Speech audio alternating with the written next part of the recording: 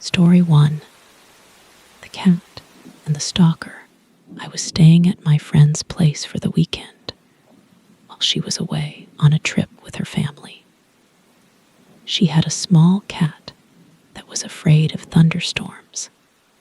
And this weekend, we were supposed to get a really bad storm. Her cat, Luna, was very independent though, usually just sitting alone in whichever room she felt like. It started storming the day before my friend left and continued throughout the whole weekend. On Saturday, I had spent the night there with no issues at all. Her cat, Luna, did fine with the storm that morning. I enjoyed relaxing on her comfy couch and reading. I always loved staying at my friend's place because it was out in the countryside. It felt so isolated and peaceful. Midway through the day, though, a call came in on the home phone. This was back when those were a common thing. I checked in case it was her trying to reach me, but it said unknown number, so I didn't answer. But a few minutes later, a call came through again. It said the same thing, unknown number. It rang out, but this time a voice came through on the answering machine. It was a quiet male voice. They just said one word, my friend's name, as if asking if she could hear him. He then hung up after a couple seconds of silence. I didn't know if this was someone she was talking to or like a family member or something. So I just texted her to let her know that someone called the home phone. I did find it strange that it came up as an unknown caller, though. Over the next 3 hours, 2 more calls came in from that same number, but no more voice messages. My friend never responded either. I guess they were pretty busy. I didn't worry myself about it, though. I figured it was nothing. I made food and really spent the rest of the day not doing much of anything. Later, around 8 or 9, I found a movie to watch upstairs in the bedroom. I got about halfway through it before remembering to check on Luna and make sure she had food and water. I went downstairs, but was confused to see her standing right at the front door, staring at the crack in the doorway, like she was waiting for it to open. I called her name, and she looked at me, but only for a moment before looking back at the door. It kind of creeped me out, if I'm being honest. I walked up to the door and hesitantly looked out the peephole at the porch. The glass had fogged up from all the rain, so everything was blurry, and I couldn't really make out anything. But then something moved enough for me to tell there was something, or someone, standing on the other side of the porch. I felt a little unsettled, but I continued to watch, trying to get a clearer view of what I was seeing. I really wanted to know for sure if there was someone out there, but I also didn't want to open the door if there was someone there. 2 to 3 minutes went by without any changes in what I could see. I thought I was just scaring myself for no reason. After all, if someone was out there, they would have knocked on the door by now. I left the door to go check on Luna's food and water and grab myself some snacks for the movie. When I passed by the door again, Luna wasn't there anymore. I looked out just to double check, and something looked different. It was still fogged up and blurry, but one of the shapes, I saw wasn't there anymore, like it just disappeared. Was there really someone standing there the whole time, feeling off about everything? I picked Luna up and brought her to the bedroom with me. I turned the movie back on and sat on the bed. The whole time the movie was playing, I couldn't shake a really unsettling feeling I had. 30 minutes went by when suddenly Luna jumped off the bed and walked up to the bedroom door. She didn't scratch at it or look back at me like she wanted to go out. She just stared at the crack in the doorway, exactly the same as she did at the front door. Like someone was out there. My heart immediately started racing. I called her name in a shaky voice, but her focus was locked on the door. I got up from the bed and quietly walked over, then leaned my ear against the door. I couldn't hear anything. I then crouched down and peered under the crack between the floor. My whole body aggressively shot back. There was someone standing right outside the door, just a couple inches away. My eyes immediately looked at the doorknob. I had never even locked it. I snapped the lock down, and almost right away the person on the other side ran away from the door. They went downstairs, where I could no longer hear anything.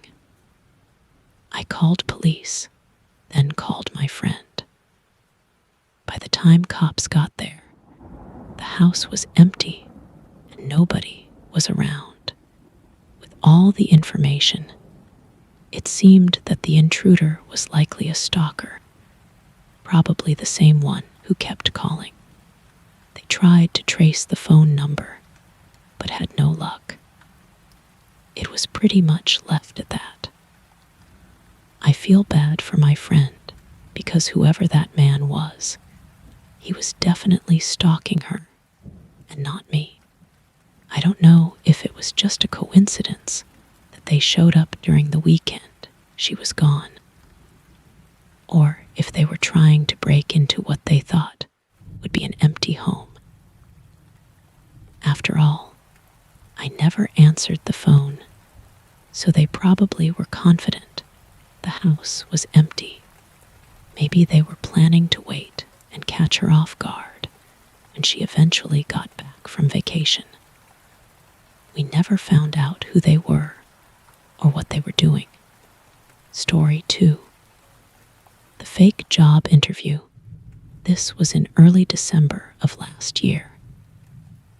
I had just gotten laid off due to budget cutting at the office. Luckily, I had some money saved up to cover for me while I searched for a new job.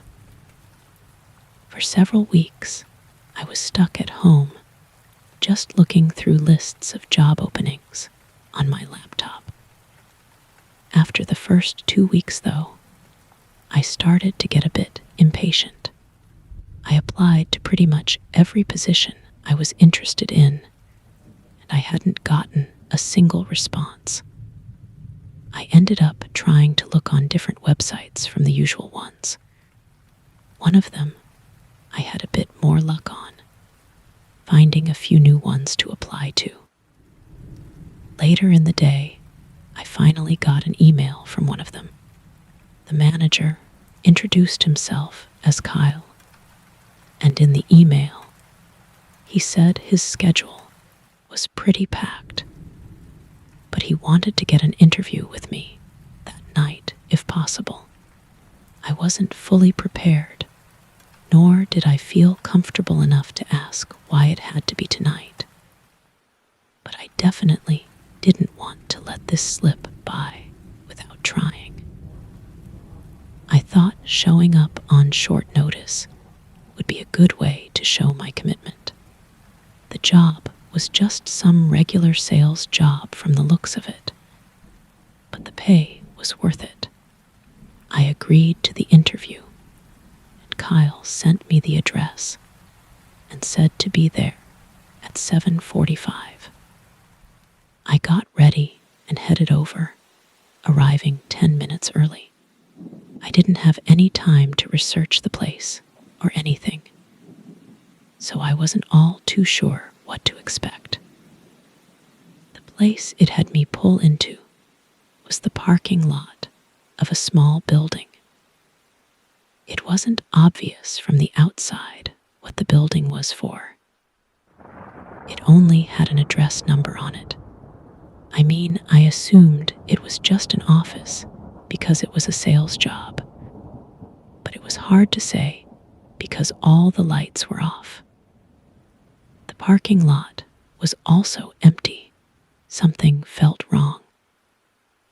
I checked the address again and looked it up, and it came back to the same spot. The building had no name on Google either. I called the phone number attached to the email that Kyle sent me. He didn't pick up. I called a couple more times and still got no answer. I waited until 20 minutes past the scheduled time, then decided to leave. Dark, empty building with nobody in the parking lot, and getting no reply from the interviewer. The whole thing felt sketchy. And in hindsight, I should have been more aware to the possibility. I drove home. I was upset about the waste of time, but overall, I just wanted to move past it. I told myself I'd stick with the regular job search websites and would continue the search in the morning. I wasn't sure if Kyle gave me the wrong address on accident or what really happened, but I didn't waste more of my time thinking about it. I grabbed a beer from the fridge and sat on the couch, cracking it open and turning on the TV. With no job, I had no bedtime, so I pretty much just chilled on the couch until I felt sleepy. Throughout the hours, though, I kept hearing something upstairs, just like a creak in the ceiling. I checked out the window a couple of times to see if it was windy outside, but it wasn't at all. The creaking didn't concern me really. It didn't sound abnormal by any means. I think I got tired around 10 to 30 p.m. I shut off the TV and the downstairs lights, then walked upstairs to the bedroom. The last thing I remember was getting in bed and laying down, falling asleep really quickly, before suddenly I was awake again. My eyes were opened to the pitch black room as I laid there. I heard that same creak sound that I'd been hearing. It was close to me, like somewhere on the other side of the room. I looked over with my tired eyes, barely seeing anything in the dark. But then there was a slow and quiet sound that I recognized as the closet sliding open. My eyes opened a little more, seeing just the outline of the closet door slowly opening. I felt almost like I was frozen, just stuck in place, unable to move as I watched this happen. My mind wasn't fully convinced this was even real. It wasn't until the closet stopped moving and a figure leaned out from behind it that my body jerked out of the frozen state I was in. I grabbed my phone and jumped out of bed opposite to the side the closet was on. The figure didn't move though.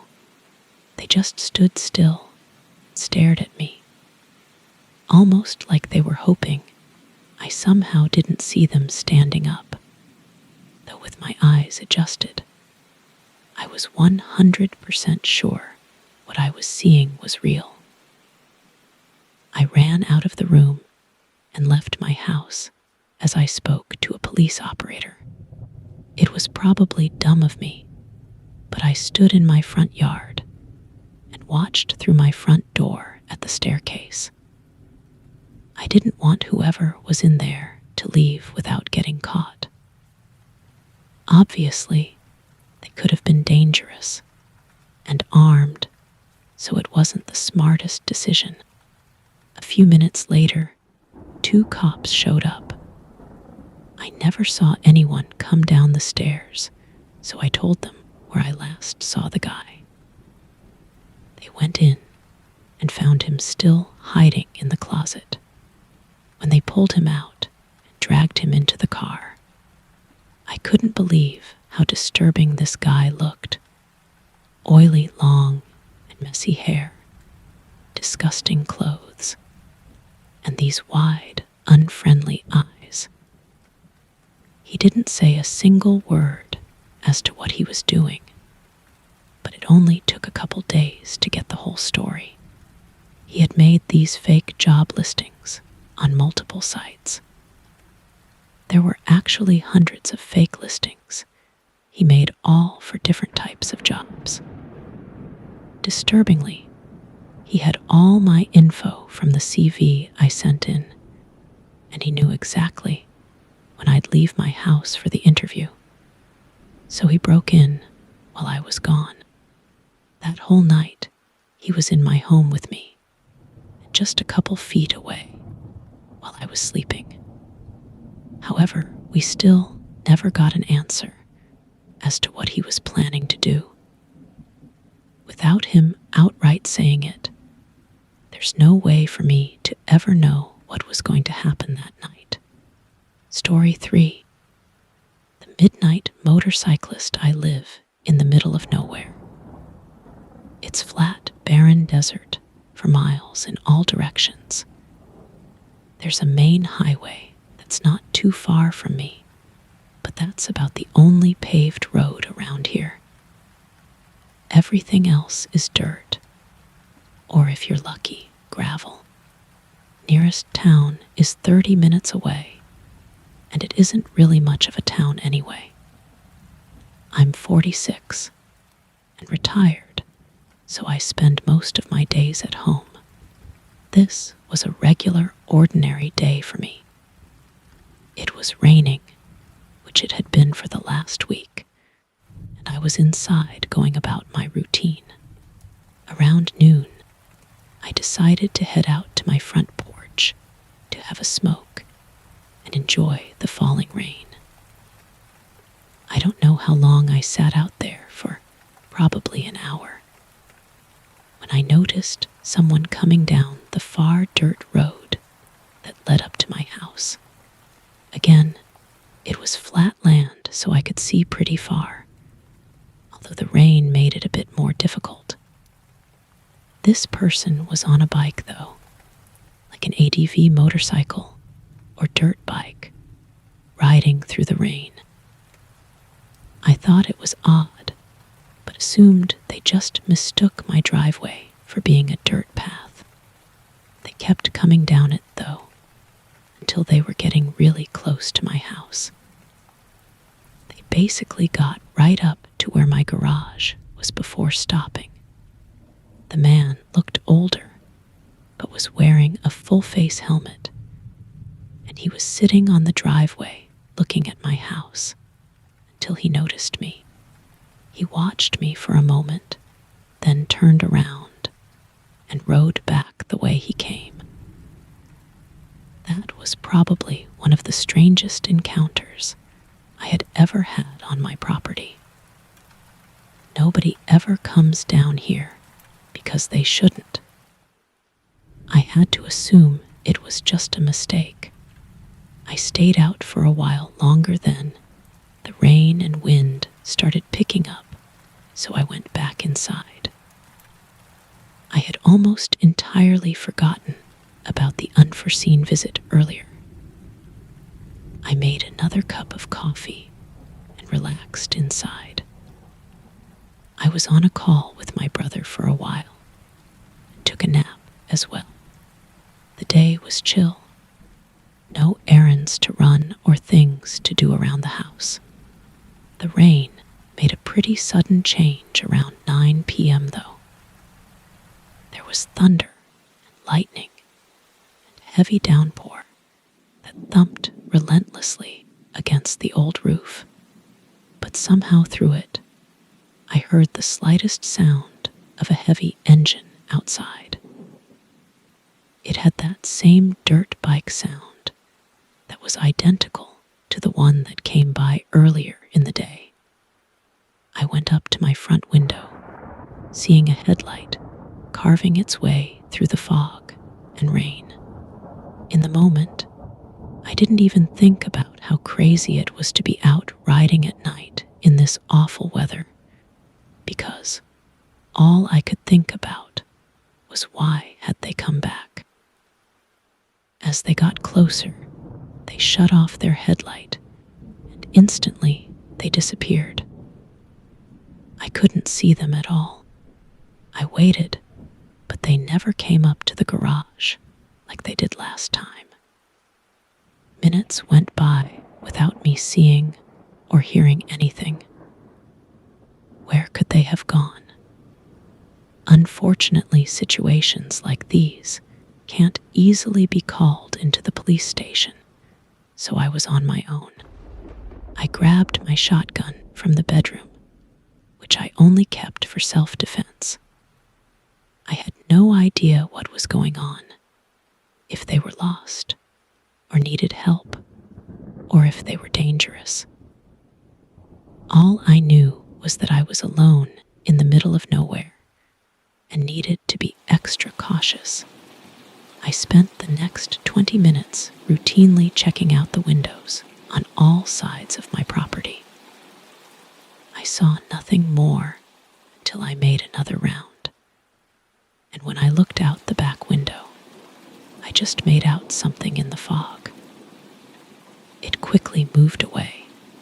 The eerie nature of it sent chills through me, being unable to see anything and having no real way to know what was going on made it as unnerving as it could possibly be.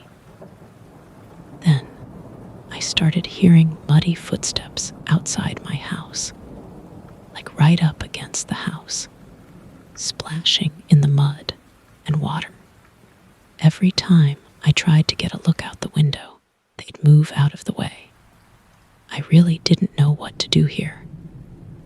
I felt that if I let this go on for too long, things could get even more unpredictable and possibly messy. Clearly, their intentions were not harmless. I went into the garage and got in my truck, then quickly opened the garage door, pulled out, and closed it. My body was shaking the whole time, praying this didn't escalate. I moved the truck further out front and spun around to face the house.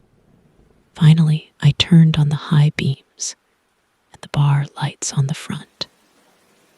It immediately lit up my entire house, and standing right outside of one of the windows was a man. He was in full black clothing and holding a crowbar in his right hand.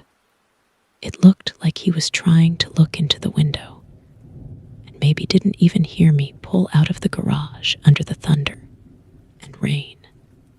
The man sprinted off behind the house. I saw him get on his bike, which was laying in the grass far off from the house. He rode off into the dark. I stayed up that entire night. The next day, I went into town and notified the sheriff's office of the encounter. I don't know who that was, but seeing the crowbar in his hand, it seems clear he was trying to break inside and probably had malicious intent. Luckily, I didn't have to find out the hard way.